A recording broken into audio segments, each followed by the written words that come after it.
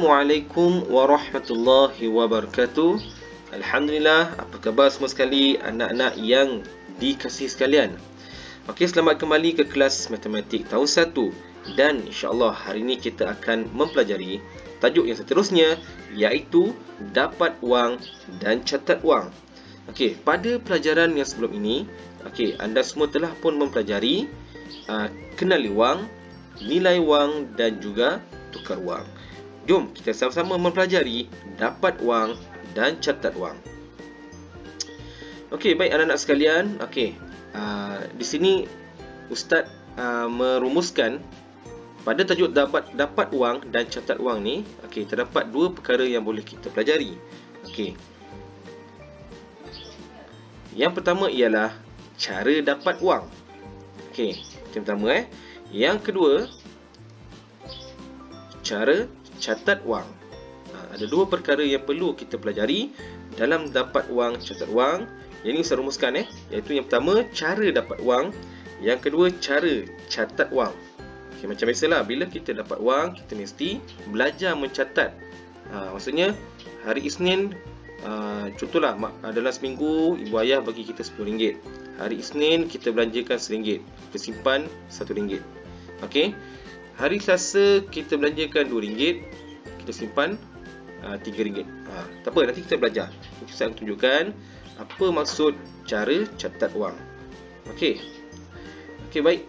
Kita pergi yang pertama dahulu iaitu cara dapat wang. Okey, anda semua juga boleh merujuk kepada buku teks matematik jilid 2 tahun 1 pada tajuk dapat wang, catat wang. Okey. Ada beberapa perkara yang dicadangkan dalam buku teks untuk cara dapat wang ni. Yang pertama ialah duit raya. Okey, duit raya biasanya kita dapat masa hari raya. Okey, tak kisahlah apa-apa perayaan. Okey, macam kita dapat duit raya kalau orang Islam masa hari raya Aidilfitri ataupun hari raya Aidil Adha. Okey, macam masyarakat Hindu, mereka mungkin dapat masa perayaan Deepavali, Tepusam dan seumpamanya. Okey. Kalau macam masyarakat Kristian, mereka merayakan hari Natal. Mungkin mereka dapat duit dari situ ataupun hadiah dari situ Seterusnya masyarakat Cina. Okey.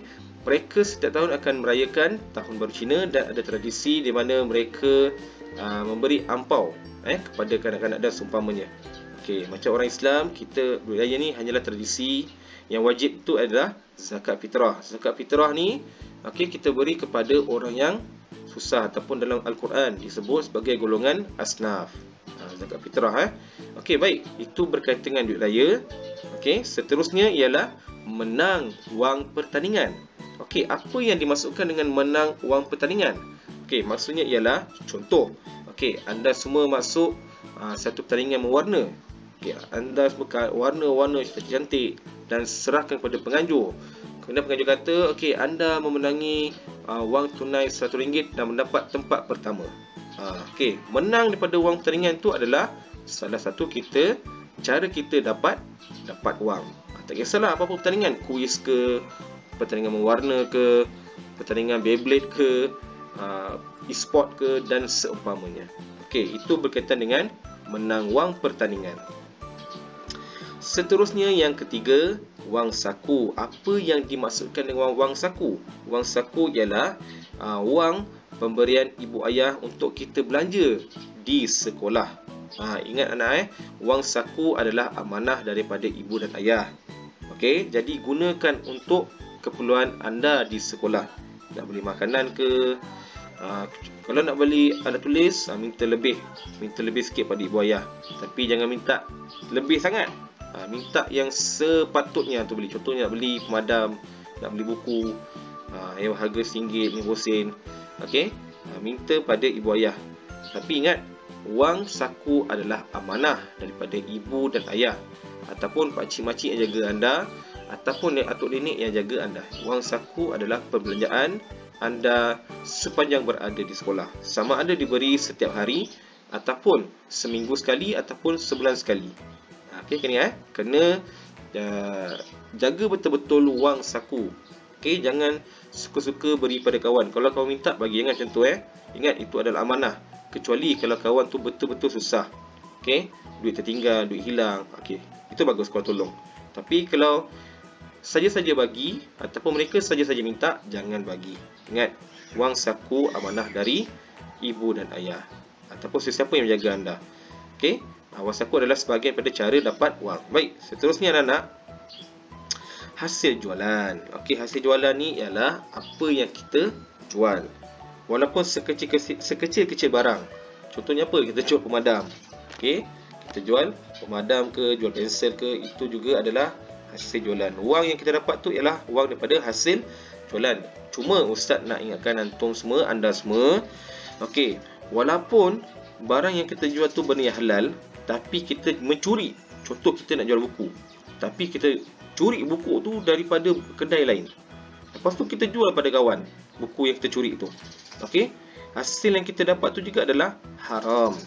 Anak semua, kenapa Allah bagi kita, kenapa Allah jadikan sistem halal haram ni, supaya kita tidak aniaya orang lain, kita tak membuat kezaliman ke atas orang lain. Jadi kalau anda suka berniaga, sila dapatkan dengan cara yang halal. Jangan mencuri. Jangan curi barang lepas tu jual. Jangan curi barang lepas tu, ataupun kita tipu. Kita menipu barang ni. Itu pun adalah perbuatan yang tidak baik. Jadi anak semua, pastikan apa yang kita jual tu adalah halal, supaya apa yang kita dapat tu, wang yang kita dapat tu adalah halal. Baru berkat rezeki kita, insya-Allah. Okey. Itu okey, hasil jualan juga adalah salah satu cara dapat wang. Yang seterusnya, yang terakhir yang dicadangkan dalam buku teks ialah atuk atau nenek yang beri wang. Okey, ini biasanya anda balik kampung, betul? Balik kampung ataupun ziarah sekejap nenek dekat rumah ataupun atuk kat rumah. Masa nak balik tu kadang-kadang atuk panggil. Kita panggil contoh siapa Ali lah, Ali mesti ni kat atuk. Atuk ada benda nak bagi ni.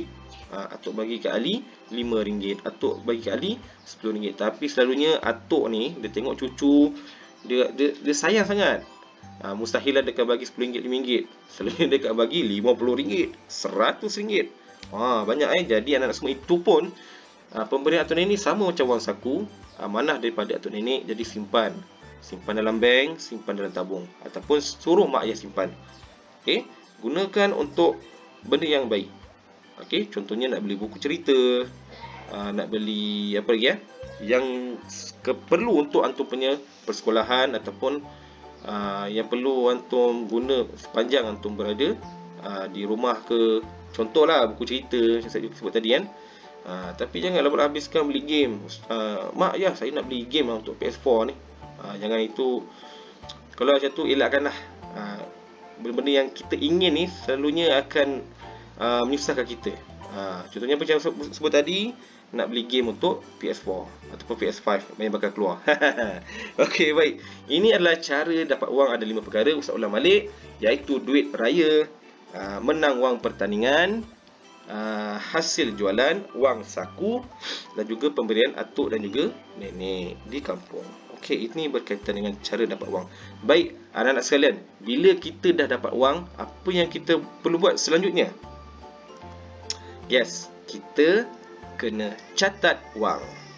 Okey, dekat sini Ustaz beri satu contoh. Bukan contoh, ini pun contoh daripada buku teks, yang mana Ustaz dalam buku teks itu menyebut, diberi contoh seorang murid ataupun seorang anak lelaki yang bernama Liming ingin membeli dompet berharga RM10. Dia bermatlamat untuk mendapatkan dompet yang berharga RM10. Jadi apa yang perlu Liming buat? Ni dompetnya, harga dia RM10. Dia nak beli, contohlah, contoh. Okey, apa yang Liming perlu buat? Okey, Liming perlu hasilkan sebuah jadual, yang mana jadual tu ada tarikh, ada tajuk dia, sumber wang, belanja dan simpan. Sumber wang ni adalah dari mana Liming dapatkan duit tersebut. Okey, jom kita tengok satu-satu. Okey, yang pertama, okey, pada tarikh 10 Mac 2017, okey, Liming mendapatkan wang ataupun Liming dapat wang daripada nenek dia.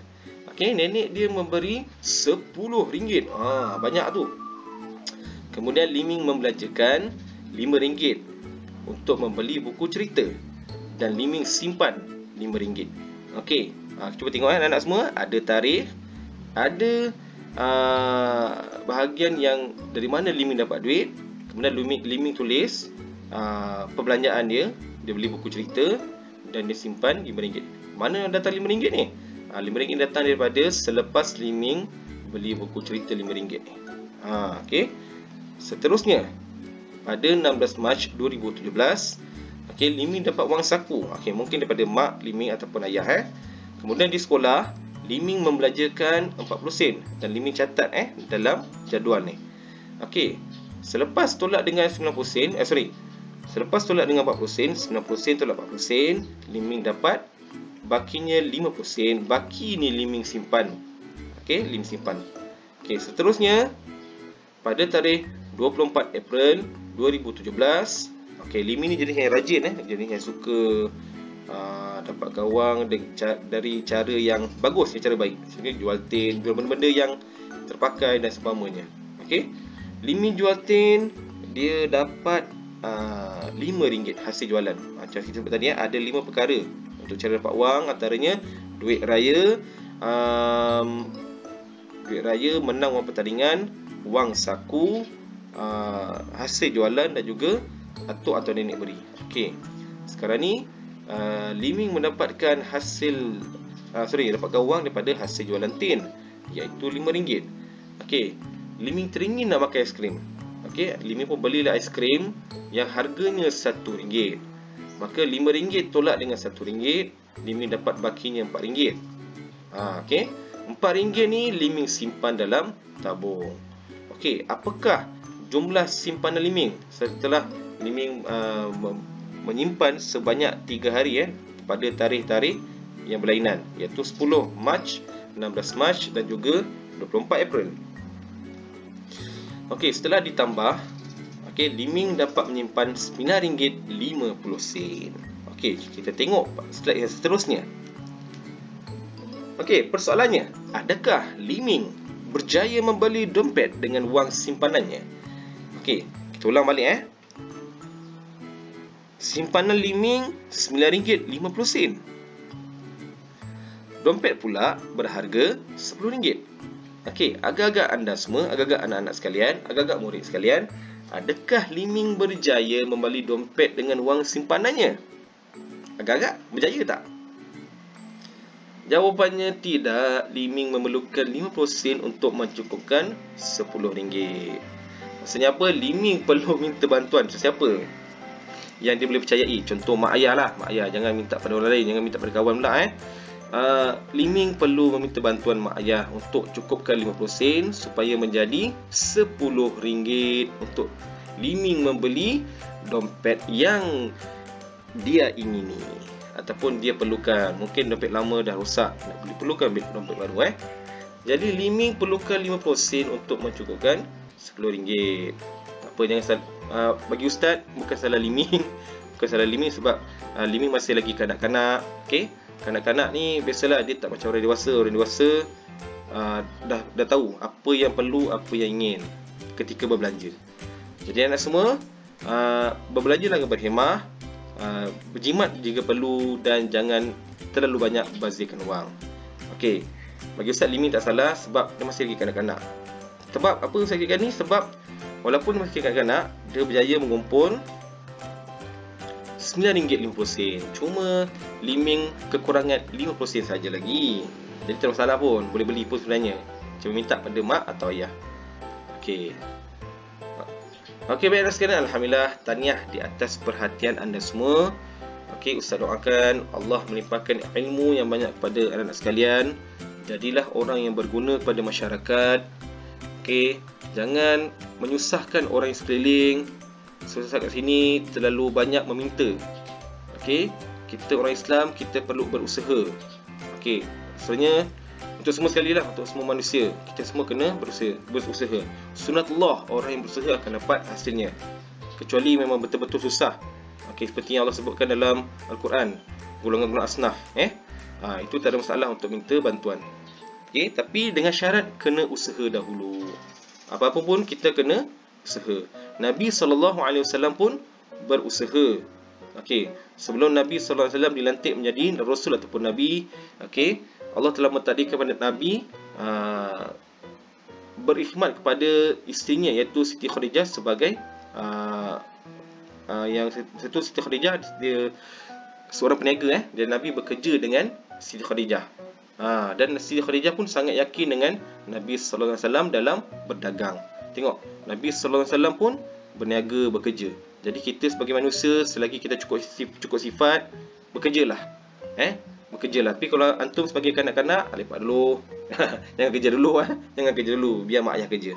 Okey? Tapi dah besar nanti, kalau antum dah okey, dah suku kekuatan dah okey, ilmu pun dah ada, silalah bekerja. Okey? Jangan jadi orang yang terlalu banyak meminta. Kecuali kalau kita betul susah. Ingat pesan ustaz. Okey? Dan bantu orang yang susah. Bantu fakir miskin dan seumpamanya. Jangan kedekut. InsyaAllah Allah murahkan rezeki anda semua. Okey? Pesan ustaz ni bukan saja pada pelajar-pelajar Islam, juga pada pelajar-pelajar lain. Okey? Itu saja pada ustaz. Terima kasih atas perhatian. Semoga bermanfaat. Assalamualaikum warahmatullahi wabarakatuh.